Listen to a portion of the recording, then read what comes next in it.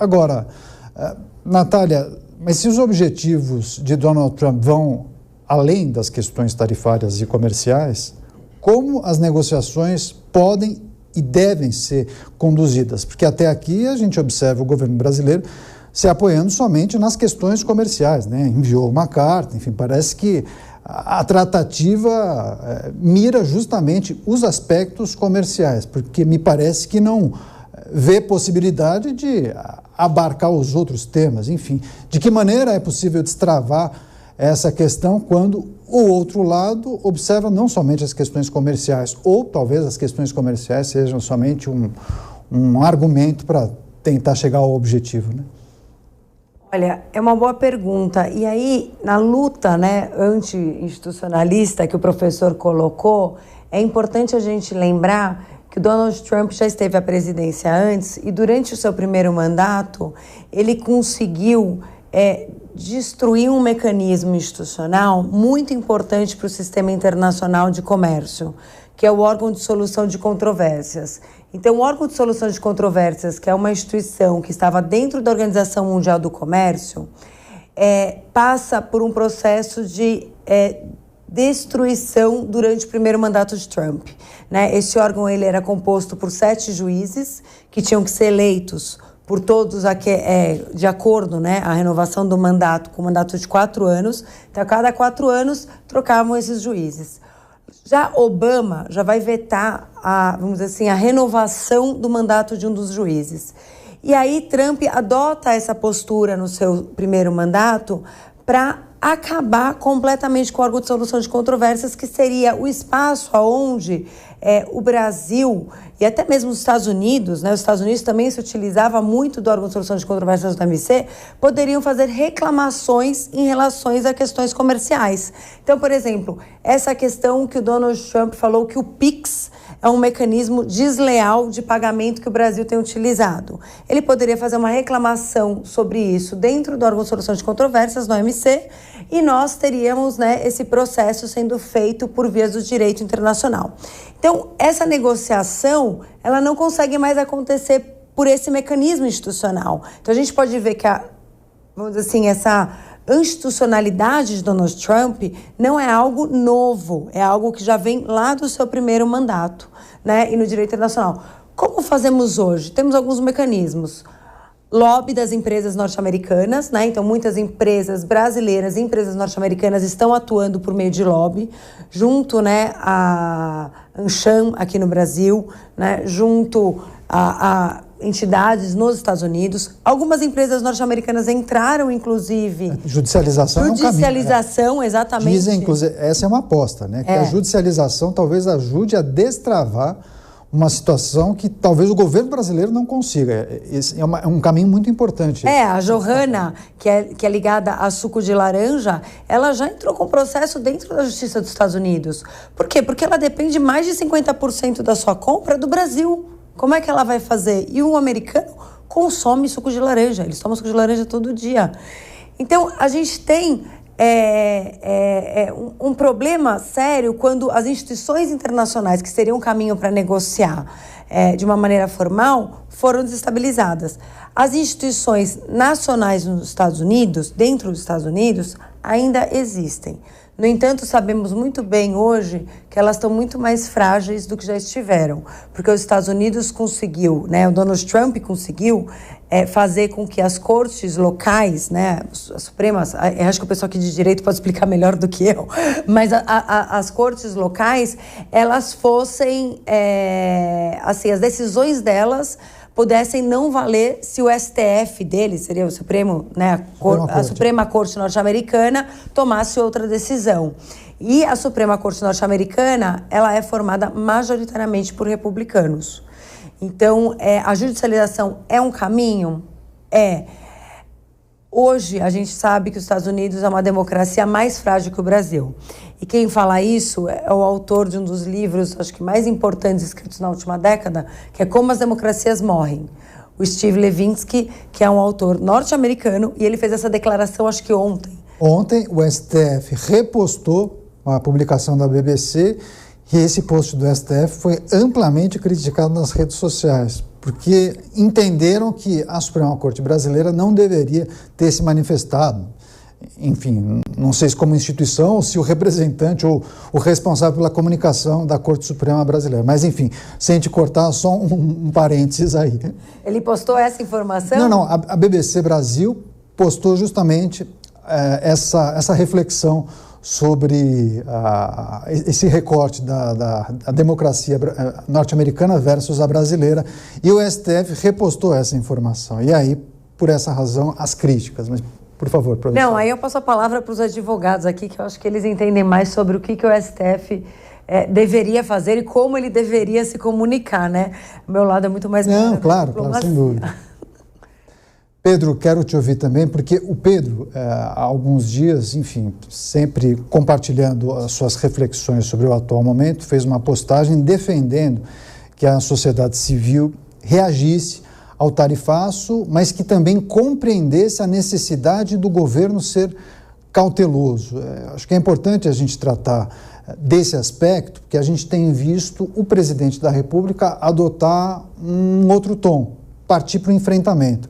No dia de hoje, inclusive nos telejornais e programas da Jovem Pan, nós replicamos um discurso do presidente da República dizendo que Donald Trump é mentiroso, que as justificativas dele sobre o tarifaço não eram verdadeiras, que Donald Trump não quer conversar. Ele até fez uma analogia com um jogo de cartas, com um truco, dizendo que Donald Trump estaria trocando, que ele ia pedir 6.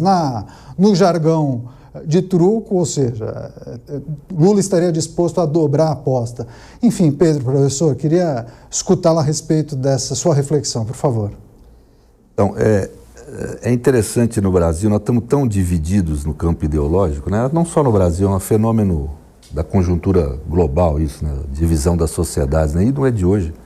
Tem um importante jurista, Ronald Dworkin, que em 2007 escreveu um livro, Democracy is Possible Here, falando que a divisão ideológica nos Estados Unidos, pela primeira vez, superava a divisão racial, né? Então, nós temos esse problema. Aí, quando o líder do outro lado anda sobre as águas, o lado daqui fala que ele não sabe nadar. Quer dizer, quem criou esse problema, vamos ser objetivo, foi o Trump. Ele criou, ele está fazendo, não é só um bullying, uma imensa violência diplomática contra o Brasil, estimulado por pessoas que traíram o Brasil, estimulando um governo estrangeiro a adotar atos muito violentos. Nós temos uma tradição de amizade com os Estados Unidos. A sociedade norte-americana é amiga do povo brasileiro. Sempre foi. Nós não temos problema com a sociedade americana. Nós temos problema com o atual governante da sociedade americana, que age de uma forma truculenta no plano internacional. Usa de mecanismos, parece que vai abandonando os tradicionais mecanismos de soft power, que é a liderança do mundo, que sempre os Estados Unidos foi, e merecidamente, vamos dizer aqui, no plano histórico. Os mecanismos, ela vai abandonando aqueles mecanismos de soft power e indo para mecanismos de hard power nas relações internacionais, né? O presidente do Brasil não tem o que fazer. E ele não tem, Trump, a menor sensibilidade com isso. A única forma que Lula tem de atender a demanda que Trump estabelece em relação a Bolsonaro é romper com a Constituição, é se transformar ele num ditador e fechar o judiciário. Isso não pode ser feito.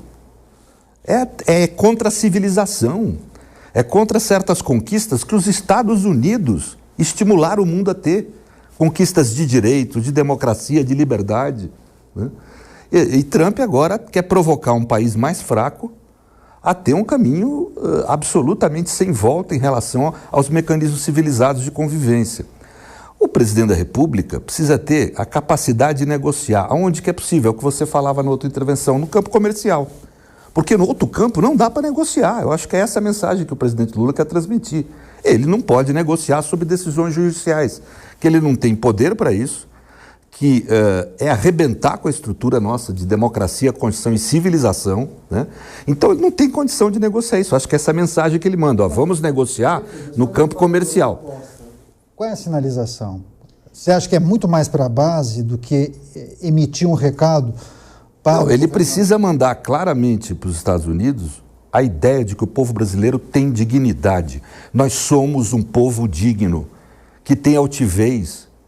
Alguém que está me ouvindo aqui, quando negocia algo, negocia já de cabeça baixa e se entregando para outra parte, isso não é negociação, isso é rendição, isso é entrega, isso é perder a espinha, perder a dignidade.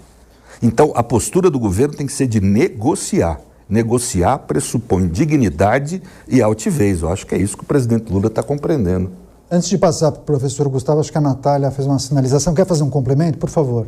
Não, eu acredito que quando ele fala, truco vou dar 6, ele está falando muito assim, olha, nós vamos responder às tarifas. Não vamos... Reciprocidade? Lei da reciprocidade? A lei da reciprocidade já foi aprovada. Sim. Lógico, eu acredito que o Brasil não vai adotar a reciprocidade de forma imediata. Vamos dizer, dia 1º de agosto começam as tarifas. Dia 2 a gente... Dia 2 a gente adota. Eu não acredito que essa é a proposta brasileira. Mas a gente já tem uma lei de reciprocidade aprovada, assim como a União Europeia também já aprovou uma reciprocidade de mais de 900 bilhões. Hoje... Também já anunciando para Trump, olha, caso, dia 1º, as tarifas para a União Europeia, né, sejam adotadas, dia 7 de agosto, já colocar a data. Dia 7 de agosto, essas são as tarifas que nós vamos impor a vocês, Estados Unidos. Só para deixar, eu acho que você tem razão, quer dizer, não pode o governo querer retrucar com um aumento tarifário, querer usar a reciprocidade sem consultar os setores empresariais que estão envolvidos, sem consultar a gente, sem levar em conta a nossa economia, né? Isso é por isso que eu falo que é a lógica de uma negociação, o governo tem que falar duro, mas abrir sempre para negociação e assumir uma postura tranquila, tem que jogar frio, não dá para ficar entrando numa escalada que a gente vai perder, porque os Estados Unidos é um país mais forte. Exatamente, porque a reflexão... Então, por isso é que eu acho que tem que segurar essa coisa da reciprocidade até a gente ter uma tranquilidade em relação a isso. Eu acho que isso aí deve ser uma ameaça, mas nunca efetivado, porque pelo menos no curto ou médio prazo não se deve efetivar. É o que os empresários que estão envolvidos na questão têm pleiteado corretamente, né? E o governo está seguindo essa linha. Eu não acho que o governo está errado. Não, agora também ficar já entregando, se pondo de uma forma não altiva é um imenso erro também. Então, eu acho que o governo está seguindo esse caminho. De um lado, não adota a reciprocidade como ato, do outro lado, fala duro quando tem que falar duro. Eu acho que é isso mesmo. Quer só encerrar, fechar o seu raciocínio? Eu concordo com o Pedro, eu acho que é nessa linha mesmo, né? Então, o governo, ele tem que saber fazer esse jogo e talvez vamos adotar a reciprocidade, talvez não em tudo, em alguns produtos, porque tem produtos que vão gerar impacto inflacionário para o Brasil e isso não é interessante para o governo, né? Como tem o fato de que alguns produtos, se o Trump adotar a medida que adotou, vamos ter um impacto deflacionário para o Brasil, né? Se a carne nos Estados Unidos ficar tão cara como se espera, é bem provável que o preço da carne no Brasil vai cair. Sim. Né? Vai ter que ser escoada essa produção para algum lugar e de imediato vai ser para o mercado interno. Então, tem que saber fazer essa análise. Mas, lógico, o presidente, enquanto presidente, ele não pode pegar e falar assim, tá tudo certo. Não, né? Ele está pelas beiradas tentando fazer frentes de negociação. E acredito que quem está mais à frente disso é o Geraldo Alckmin. Tá,